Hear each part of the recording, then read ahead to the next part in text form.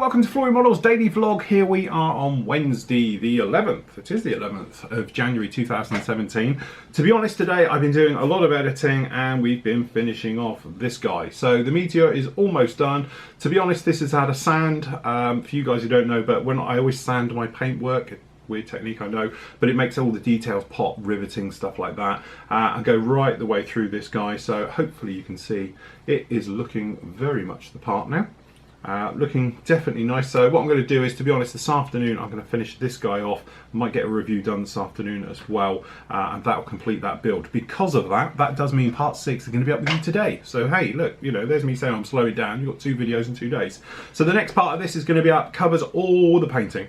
Okay, so we go basically, say the last part you saw, part 5, was about the primer.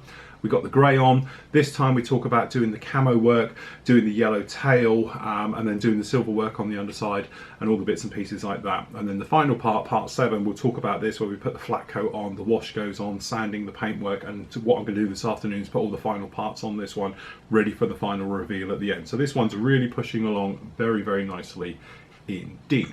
Okay, because it's quite a quiet day, I thought I'd answer some of the questions that we've been getting around. So first of all, on my page on the forum, Jonathan says 2 questions for you. AK micro filler primer. You've answered this probably before, but can you or do you thin it? If so, with what? Okay, so what you mean is this stuff. Absolutely love it. Works really, really well. Nice and smooth. It's no good for doing priming, as in getting rid of dodgy finishes and stuff like that. You're going to want a thicker one for that. This one's really just for giving paint something to grip to. Okay, but this one, to be honest, I don't thin it at all. I just spray it neat, and then for cleanup I just use lacquer thinners. Straightforward. So you could thin it with lacquer thinners if you wanted to. I wouldn't recommend thinning it though. It's very thin at the moment as it is, and all you're going to end up doing is just squirting basically thinners around, because as I say, it's very thin. So from that point of view, that's what you want to do there. Second one, a little bit more complex. I used for the first time on my Tamiya 132nd Phantom. It goes down a tree with great results. I did notice it seemed to get a lot airborne really easy. I tried to combat this by closing down my Mac valve as far as I dare, and then lightly on the trigger. But the evidence from the brand new spray filters suggests that only partially successful, that and the smell. I'm spraying about 4 inches from the model with my H&S Evolution with a 0.2 needle set. Is there anything else I can do, or do I just have to put up with it? It is that thing. When you're airbrushing, when I'm teaching it, I always describe it as a cone. Okay, so what happens is you're just always with your airbrush, you pull the trigger and you're getting a cone effect. Now your air pressure depends on how far this cone will go. Okay, so if you've got a lot of air pressure, your paint's going to be fired further away. By bringing your air pressure back, you're going to lower the distance of the cone, okay? And then also what's going to happen is you're not going to atomize the paint quite as much, okay, i.e. making it go into tiny little particles and flying through the air. The other thing you have to worry about is when you're further away, how much are you actually hitting the model with? How much is missing it, going around the sides of it and then coming back and rebounding and going down? That's what you have to ask yourself.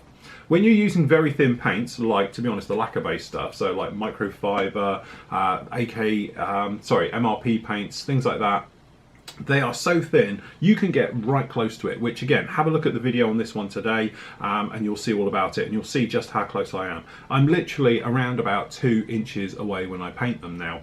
So that way, everything I'm pulling the trigger on is hitting the surface of the model. None of it is going elsewhere. Yet when I was doing acrylic works, many a time you'd see me doing this type of thing with it. But to be honest, you're probably losing 75% of all your paint because it's going everywhere but on your model. Okay, so what you want to do, back off the air pressure, thin it if required, and then literally move closer. So that cone is always on your model, okay? And then that way you're wasting as little as possible, because all this stuff you're getting in the air is wasted paint.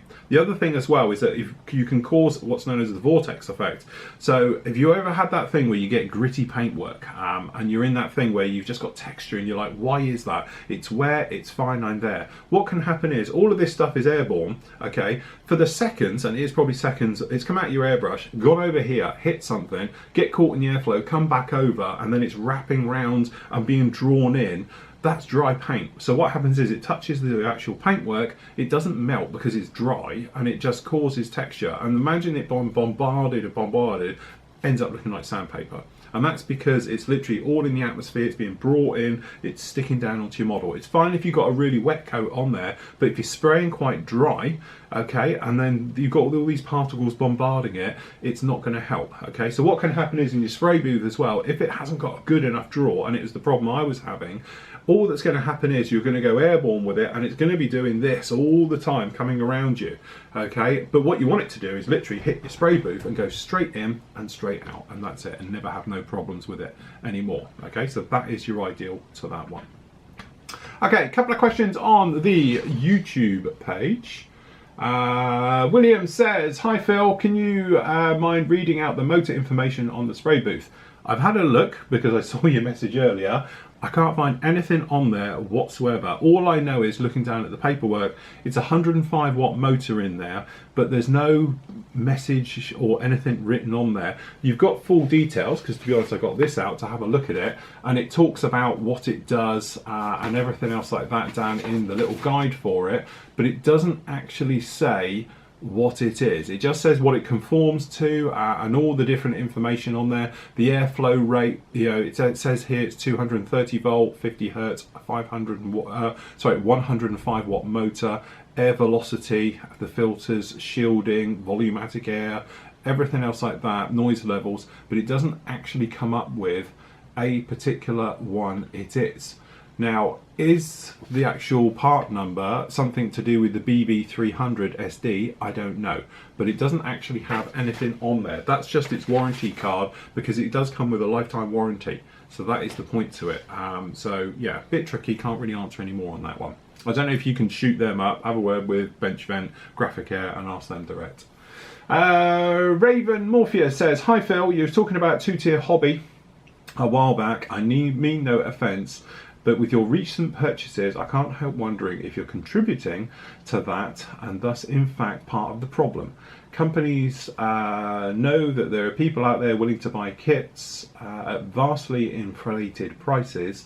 More people buy them, the more advice is the bottom line. Okay. We've had this conversation, it comes out quite a lot. Don't forget, I do this so you don't have to. The whole point is I go off and buy things like this, which are huge expensive kits, and everything else is purely because I can then review it and give you a totally impartial review. So if it's crap, I'll tell you it's crap, so you don't have to go and buy it. But, and I'll say it again because I had a rant on this a couple of weeks ago, companies need to make money. Everybody stop being so cheap. Because, and I'll tell you what's going to happen, and this isn't, you know, as you say, a lot of you know, last year I did consultancy work for manufacturers and things like that. I don't now, so I'm almost off the hook. But literally, it is that thing, if companies don't physically make money from a sale of a kit, then they're not going to have the money, or probably want, to actually sort of invest in the future of it. Okay, so it is that thing. We've all been there. We've all, you know, a lot of you guys self-employed and everything else like that will know that heartache when you're a small company and you haven't got enough money to invest in proper tools and equipment and staff. So you're sort of making do. We don't want companies to make do. We want them to be able to think, oh look, they're making good money, that's strive, that's make things better, that's go in for new tooling, new ways of manufacturing and everything else like that. So in some ways, I want them to make a little bit of money, because the more money they make, the better it is for everybody else, because we will reap the rewards of it. And it is that thing that as time goes on, you know, if there's less and less and less of it, things are naturally get more and more expensive. And then it is going to be to the point where it's not worth them doing it anymore. And as we've seen, there is hobbies out there now which are really niche because they're not in vogue anymore and everything else like that. And that's what I worry about. I want the hobby to strong and strive and move on and everything else like that. So I want people to buy kits. The manufacturers then, they'll think, oh look, we've got good, look, the bottom line last year was fantastic. We've got money, we've made money, that's invested into. If they're not making money, they're not going to be investing into it. So like everything, people need to make money. You know, me as I can speak personally, here from a company point of view, you know, we make money, which means I've been able to invest heavily this year, or last year I should say, in camera equipment. We spent over £5,000 on computer equipment. We spent £3,000 on new camera equipment. It's because it's making money. So I can do that instead of doing it on, you know, half-hearted cameras and everything else, right the way down to moving to here a couple of years ago. We moved in here. That was a massive gamble to try and do that, to say, right, let's move out of our home where we were, we'll move here, this place is 4 times bigger than what we had before, you know, and everything else like that. So it does need to make a little bit of money. So if everyone can buy kits, that is a good thing. I appreciate kits are very expensive, but, you know, as you say, you get the people, the kids have left home, bit of disposable income, you know, you can go for it. I'm not saying everyone should be ripping people off, but I don't think generally manufacturers would, because if they thought people were being ripped off, nobody would buy from them. They get such a bad rep for like conning people. But I don't think, honestly, companies are trying to do that. They're just trying to make money so they can invest in the future. Don't forget, you know, these companies, it's not just one person, this kit is worth £4.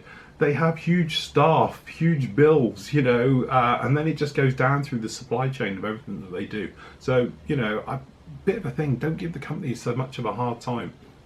You know, nobody's making that much money, trust me, I know, big time. Through what I was doing last year with consultancy work and working with a few manufacturers and companies and distributors and things like that, I know they're not making shed loads of money. So, you know, I won't give them too much of a hard time. Okay, and where do I buy my kits from? Okay, if you're thinking Bandai, stuff like that, I buy direct from Japan. eBay, great, no problem. Just make sure you get them airmail, so that way they won't take forever. No problem at all. And they're pretty good. So that was Jack. Meteor. This was about, you probably know already, but it should be silver paint on the bottom and it's not bare metal. True, that's why it looks like that and it's flat and dead. Quick tip, aluminium and then dark aluminium to do shade work, as I did on this one. Okay, if you watch the video you'll see all about it. And then flat coat over the top gives you the painted effect for the sort of high-speed aluminium finish. I know, it's weird. I suppose it's corrosion at the end of the day. They're trying to stop aircraft, British aircraft especially, our weather, they'll rust. So by painting them, it stops them going rusty. But yeah, still the silver effect, but it was silver paint on these ones. They called it high-speed silver or high-speed finish, painted onto the Royal Air Force lower side of early or after war fighters and everything else like that. But yeah, that's what I did on this one. When you see the video, you'll see all about that one on there. And last one, what camera am I using? Did we say that one? It's the GX7 Canon. Great camera for the vlogging. Big one is the XA25 because it has direct feed out and stuff like that. But for this camera is that one. So there we go. That's for you, Para. Black Sheep 1. Still sounds like echo. Really? I don't think so. Lav mics. No, don't use lav mics.